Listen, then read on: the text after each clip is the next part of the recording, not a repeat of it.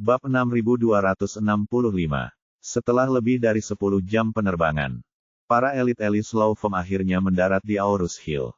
Untuk memobilisasi antusiasme semua orang selama penerbangan yang membosankan, Nate Ellis sengaja memberitahu semua orang bahwa Steve Rothschild yang terkenal itu hendak menghadiri rapat internal Ellis.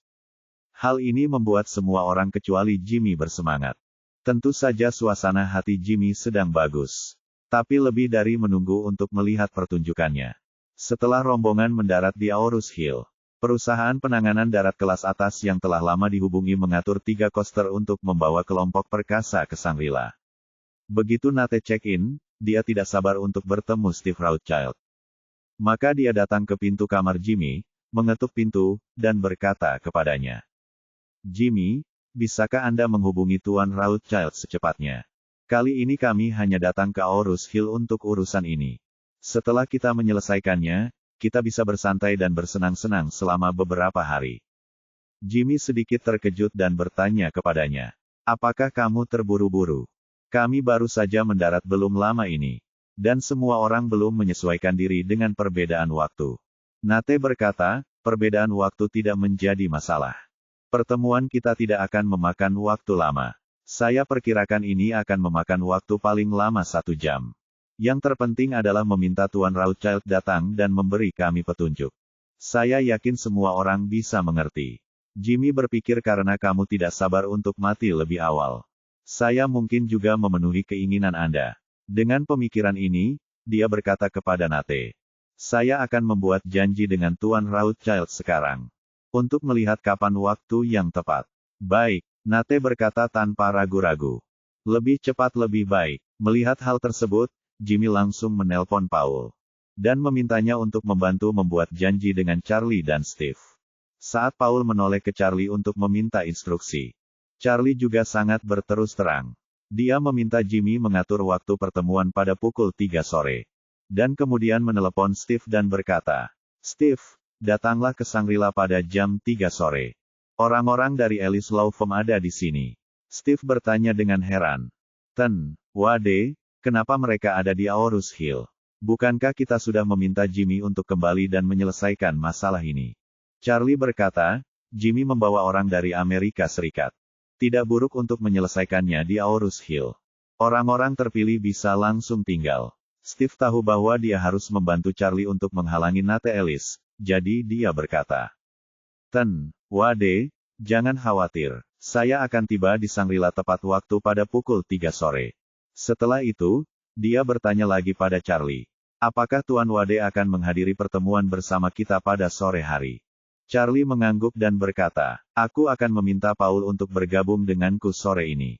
Tapi kamu dan Jimmy adalah protagonis dalam adegan ini. Dan Paul dan aku akan menjadi pengikutmu di sini." Steve berkata tanpa ragu-ragu, "Baik, Tuan Wade, saya mengerti."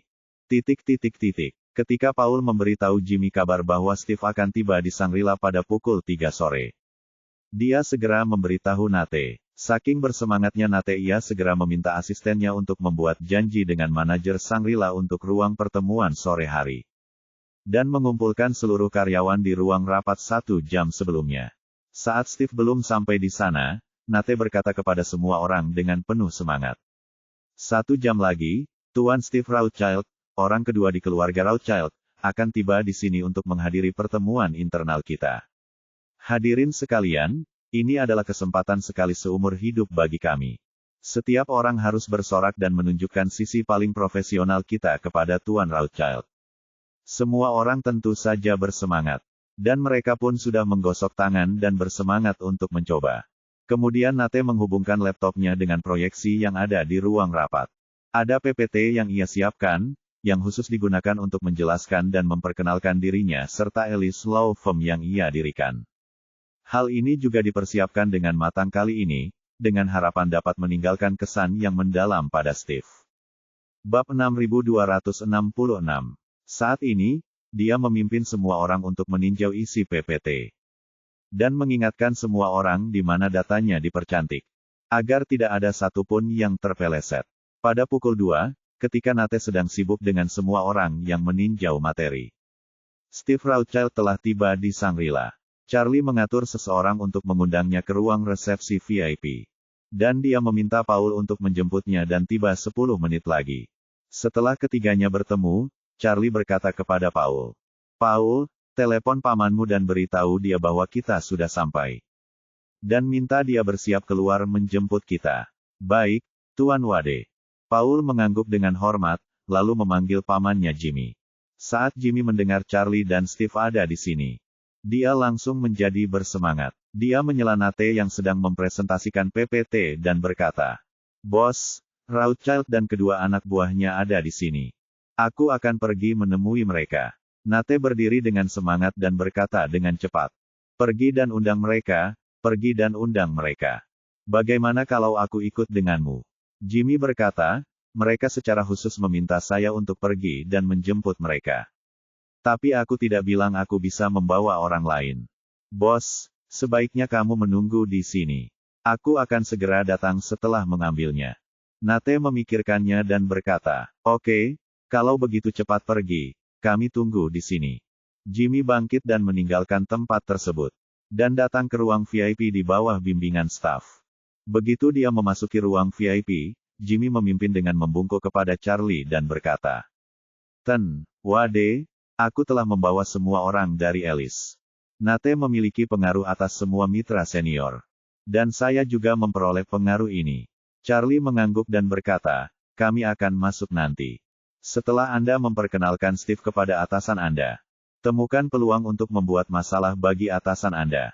Dan sisanya akan diserahkan kepada Steve." Steve tersenyum dan berkata, "Jangan khawatir, Tuan Wade. Akan mudah menghadapi orang seperti itu."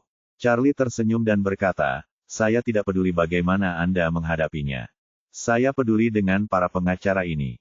Kemudian dia berkata kepada Paulus, "Paul, jika saatnya tiba, kamu dapat melihat baik-baik resume masing-masing pengacara dan memilih 10 orang yang paling berguna bagi kami."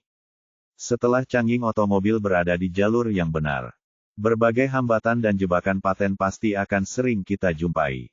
Anda harus memilih lebih banyak pengacara yang ahli dalam bidang kekayaan intelektual.